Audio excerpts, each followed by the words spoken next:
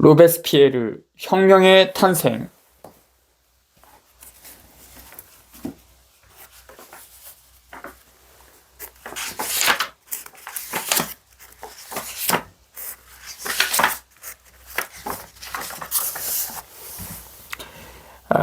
나는 오직 조국에 대한 사랑과 정의에 대한 갈증 때문에 일시적인 삶에 집착할 뿐이며, 지금은 어느 때보다 더 개인적인 사정에서 벗어나 내 나라와 인류에 대항해 음모를 꾸미는 모든 악당들을 정력적으로 공격할 태세가 되어 있다고 느낍니다.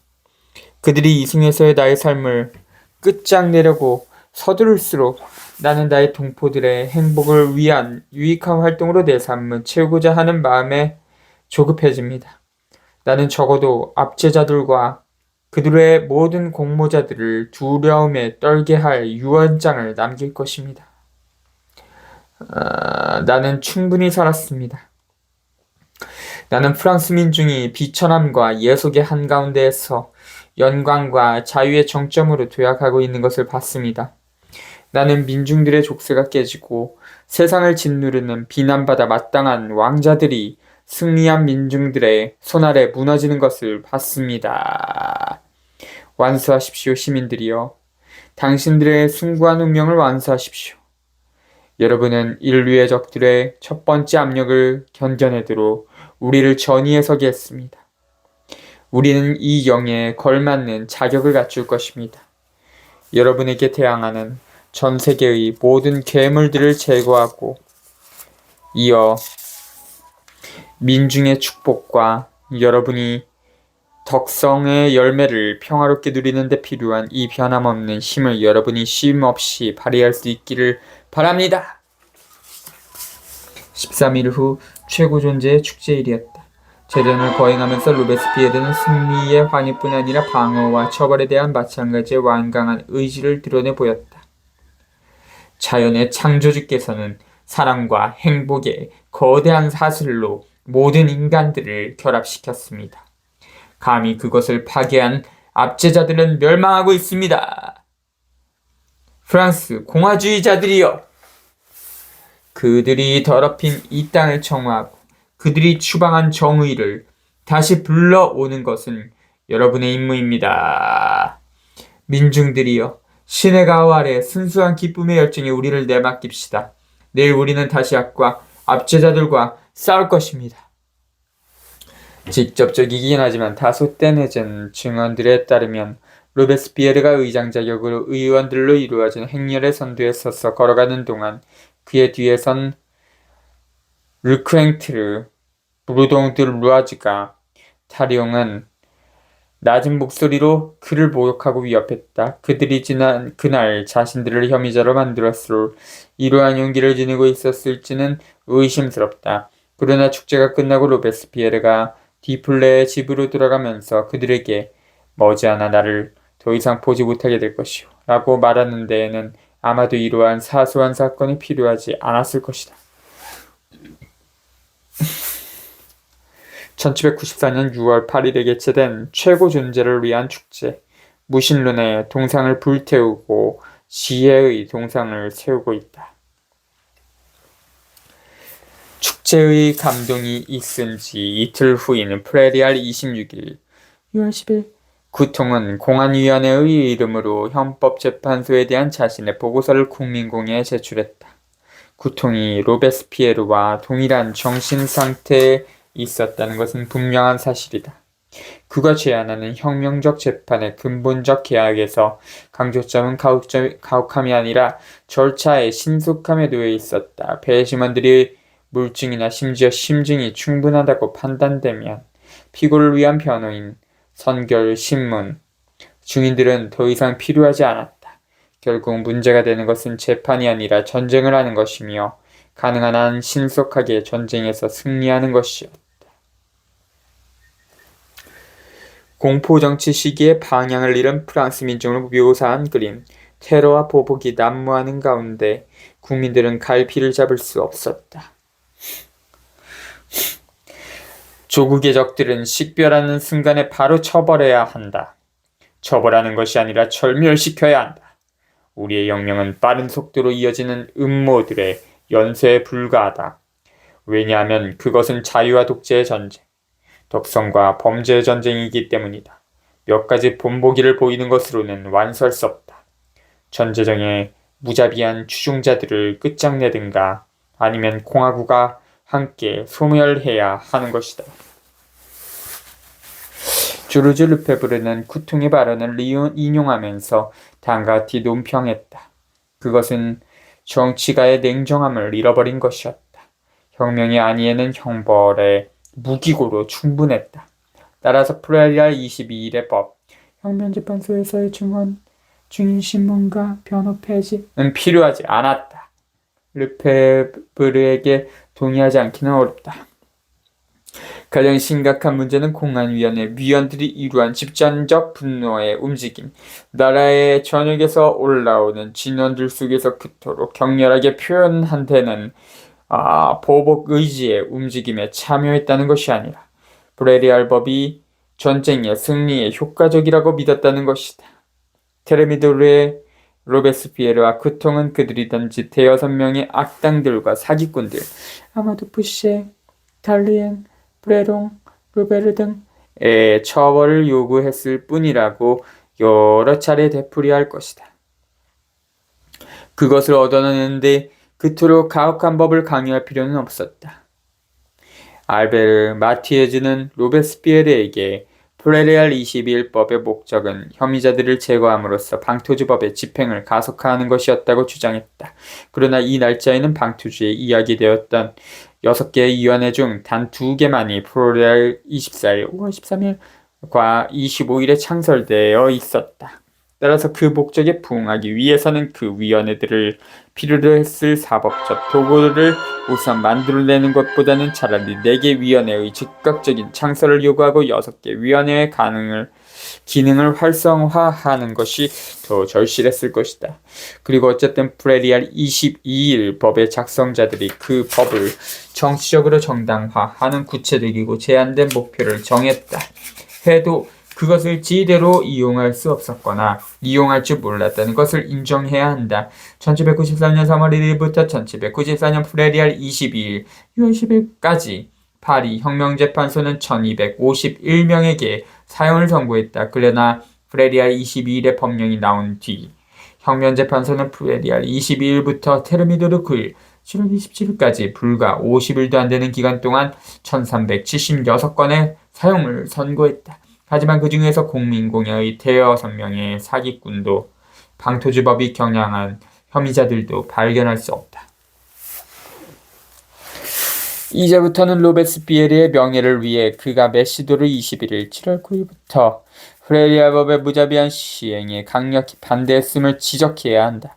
또 로베스피에르 공안위원회에 나 더 이상 나오지 않는다. 또 생질스 프레리알 22일 전날 다시 군대로 출발했다. 또 구통 빈바라는 병으로 집에 들어박혀 있었다. 또 이 대량 살상에 직접 책임이 있다고 간주할 수 없다. 그러나 프레리알 법을 통해 이런 사태를 가능하게 만들면서 어떻게 그것을 예견하지 못했는가? 만약 그들이 그것을 예견했다면 어떻게 그것이 혁명정부를 공고하게 만들 수 있을 것이라고 생각했단 말인가?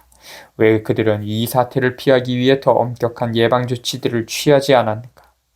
그들의 이 비극적 오류, 결국 이 오류가 모든 관찰자들이 곧 파리 민중들에게서 확인하게 될 기요틴에 대한 역겨움을 만들어냄으로써 그들의 비극을 재촉하게 되는 만큼 그들 자신에게도 비극적인를 설명하기 위해서는 배신자 알비옹 영국의 마지막 위협이라고 추정된 아드미라와 세실 르노의 암살 기도가 낳은 방어적 그리고 처벌적인 분노의 폭발을 언급하는 것만으로는 아마도 충분치 않을 것이다.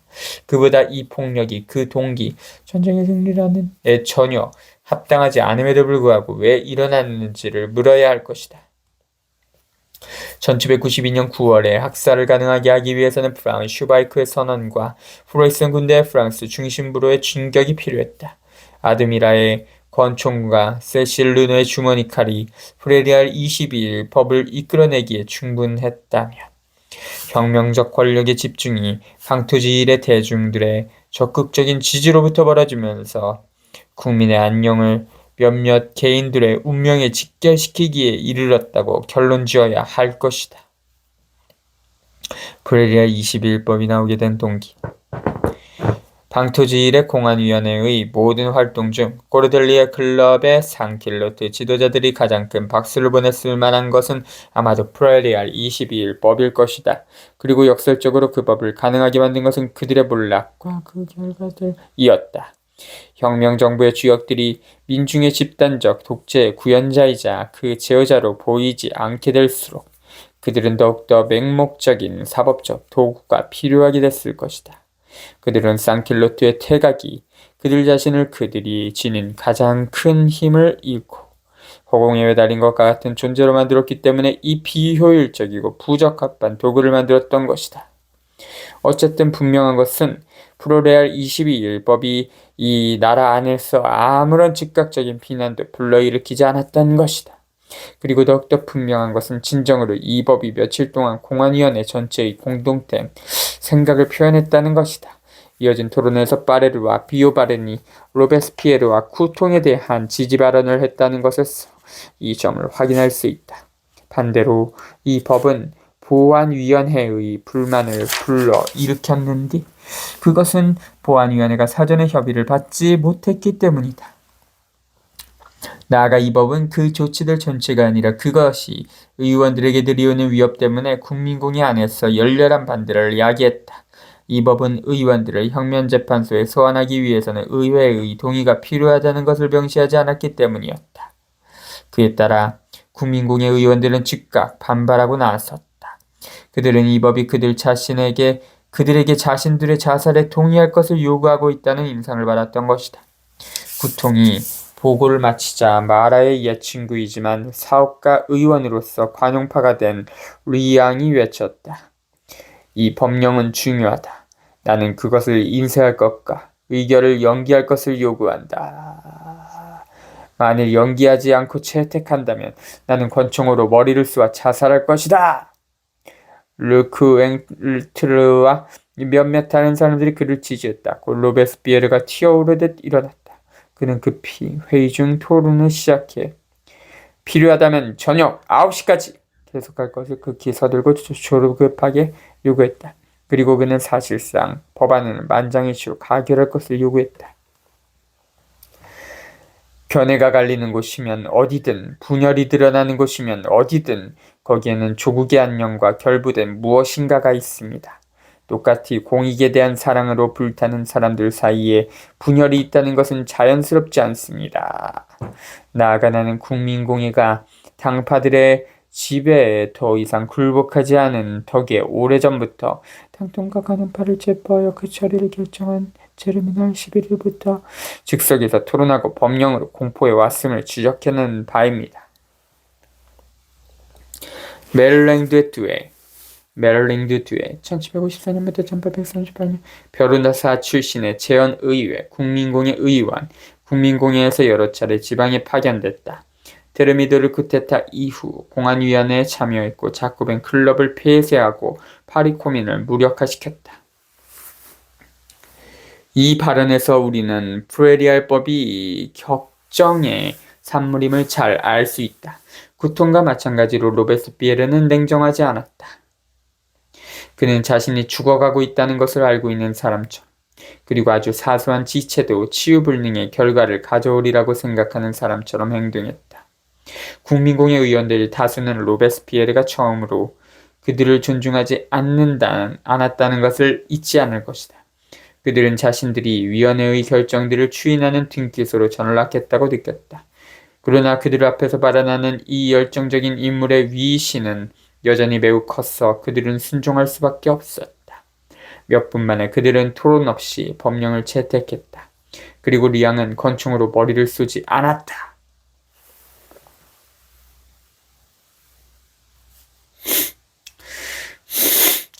그러나 이튿날 부르동드 루아즈와 메를랭 두 애는 공안위원회 위원들이 없을 때 다음에 전문을 추가할 것을 요구하여 손쉽게 관철시켰다. 의원들에 대한 기소를 결정하고 그들을 재판에 회부하게 하는 국민대표체의 배타적 권리는 양도할 수 없는 권리이다.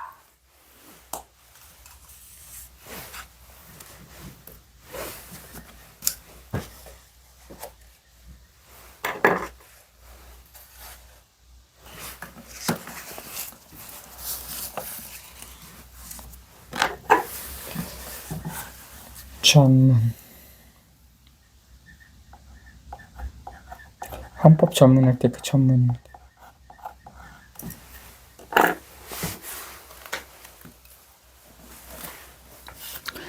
그 다음 날인 프레리알 24일, 구통은 정말로 화가 나 공격을 되풀이했다. 이 전문은 공안위원회를 모욕하는 것이다. 이는 공안위원회가 결코 품은 적 없는 저위를 공안위원회의 것으로 돌리고 국민공회의 권리들에 대한 공안위원회의 존경을 의심하는 것과 마찬가지다. 따라서 그것을 철회해야 한다. 그러지 않으면 공안위원회는 사임할 것이다. 그렇게 말하는 구통이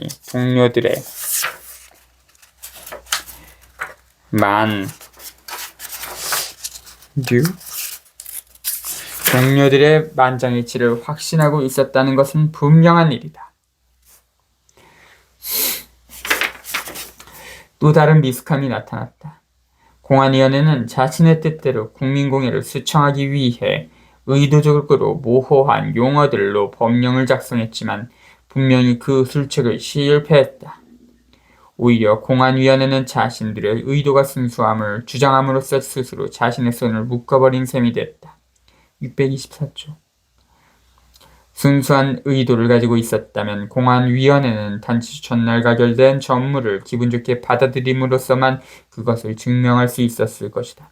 그러나 구통의 격한 반응 앞에서 국민공회 의원들 대다수는 반대로 자신들의 염려가 정당했고 공안위원회와의 토론이 불가능해졌다고 생각했음에 틀림없다. 이 순간 로베스피에르가 개입했다. 그는 구통이 말한 내용을 똑같이 격렬하게 되풀이한다. 그리고 거기에 두 가지 중대한 오류들을 추가했다. 첫 번째 오류이자 더 중대한 오류는 그가 당파로서 산악파는 더 이상 존재하지 않는다고 선언한 것인데 이전의 로베스피에르 연구자들은 이 점을 충분히 강조하지 않았다. 현실을 무시, 거의 대부분 사람들이 소속감을 갖지 않으면 불안해서 못 산다. VC 당일날 국민공회에서 평원파에 속했으며 테르미도르 반동 이후 공안위원회 의원으로 활동했다. 18.